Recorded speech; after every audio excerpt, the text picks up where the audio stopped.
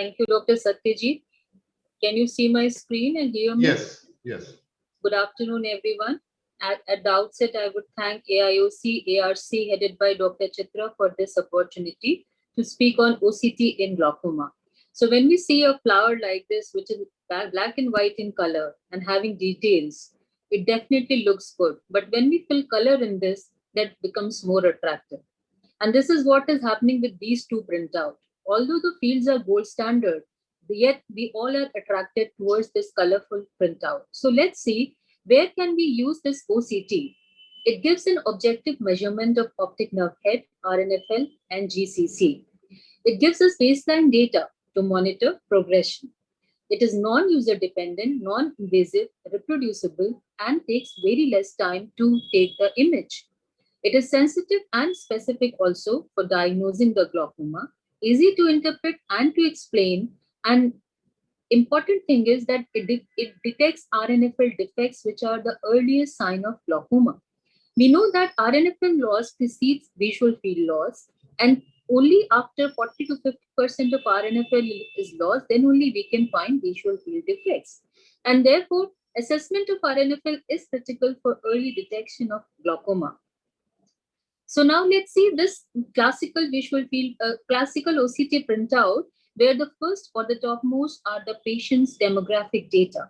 Now, the second part is the RNFL thickness map. The third part of the OCT printout is this table, which tells us various data. The fourth one is the RNFL deviation map. In the center, we have two of these graphs, which are neuroretinal rim thickness and RNFL thickness. And at the lower part of this printout, within the blue square, we have this quadrant and clock hour circle. Let's see them one by one. Now, if we see the top of this OCT printout, we actually match all the data like we do for visual field. But important thing is that here we should look for signal strength. Now here we see the signal strength of 5 by 10, which is pretty less. Now, whenever we are doing this OCT, it is important to have a good signal strength so that we can have reliable OCT printout. Now, this was an important study which emphasizes that if we can improve the signal strength, like in this patient, if we see the signal strength have improved from 9 to 10 here. And now we can see that how normal this RNFL thickness has become in comparison to the previous OCT printout. So always look for the signal strength. Here also we can see if the signal strength is 8, how all the circles are green in color indicating a normal OCT. But here if the signal strength is 3, then we can see that there are several areas which are borderline and deteriorated. Here we can see in the lower picture. Now, another important thing which we should look before interpreting the OCT printout is this circle. This should be well centered around the optic disc. There should not be any motion artifact. Suppose if you see these blood vessels broken, that means the patient has moved his head, and then we should recapture the images. So there should not be any motion artifacts. Important thing is there should not be any artifacts within the circle, and also it should be symmetrical in both the sides, because we know that asymmetry is the hallmark of glaucoma damage. So this was a study which was published in the American Journal, and it said that more than 9 microns difference is an RNFL suggestive of glaucoma. Now coming to RNFL thickness map, which shows thinning in blue color. Now here we can see this was a disc with superior notch and corresponding visual field defect, but OCT showed a normal RNFL thickness. So this is known as green disease.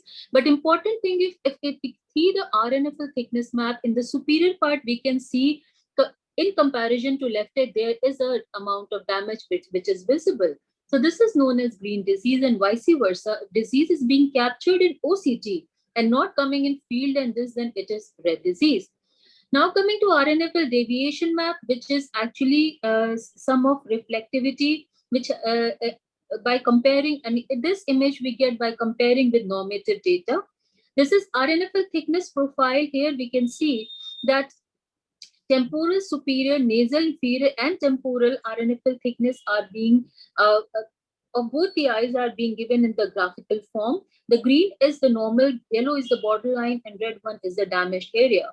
Now, recently, because temporal area is the earliest damaged area, recently the graft has been changed. And in center part, we can have this temporal area which is damaged, and these curves are known as NSTIN curves. Now, coming to another important issue, sometimes you can get a supranormal RNFL graphs like this.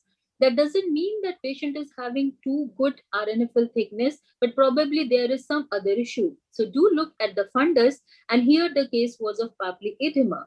Similarly, sometimes you can have supranormal graphs like this, and when you compare with the fundus finding, there can be various kind of artifacts or retinal crisis. So we must look to all these important factors before jumping on to conclusion. Now here I wanted to tell you that RNFL thickness never reduces to zero, so we will not have any graph which is touching the baseline. Now here it is because of 40 to 50 microns glial tissue and vessels which are seen here like this. So this is known as floor effect, and therefore OCT is this RNFL printout is not very useful in advanced glaucoma.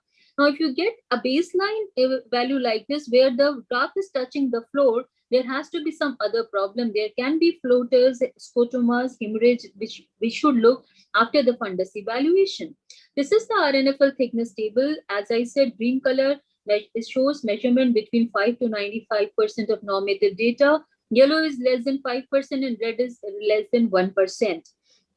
Now coming to this quadrant and clock hour circles, which tells us similarly, it is color coded and it tells us which area is damaged and which area is not. Now coming to another important thing, which is the ganglion cell analysis. Now, what are the indications of these macular scan? This can be done in cases of advanced glaucoma, this abnormality, RNFL artifacts, and in myopes, which is where you have peripapillary atrophy.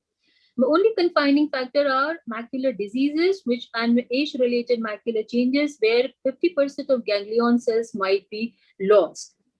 So it gives information about ganglion cell complex. This is the classical printout of ganglion cell. Here we can see that at the top of this is it is centered around macula. It has the classical oval appearance like this. Now in glaucoma, if we see the temporal part has typical pattern like this, which is known as squeezy sign.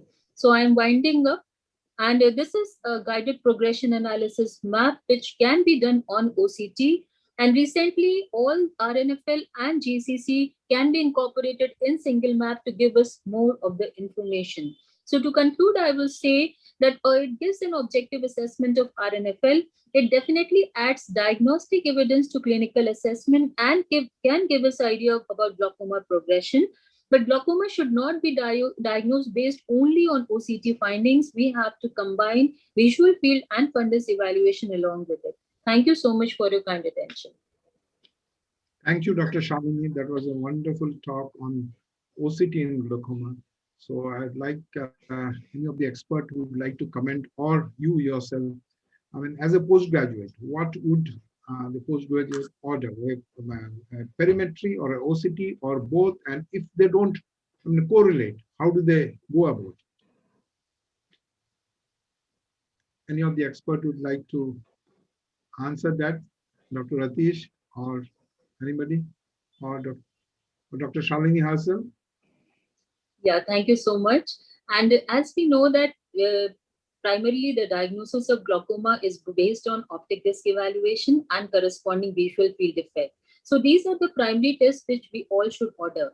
But in cases where visual field defects are not there in the still on seeing the disc, we see that there are suspicious areas or there are RNFL defects which are not being captured in visual field, then we can go for optic nerve head evaluation by OCT.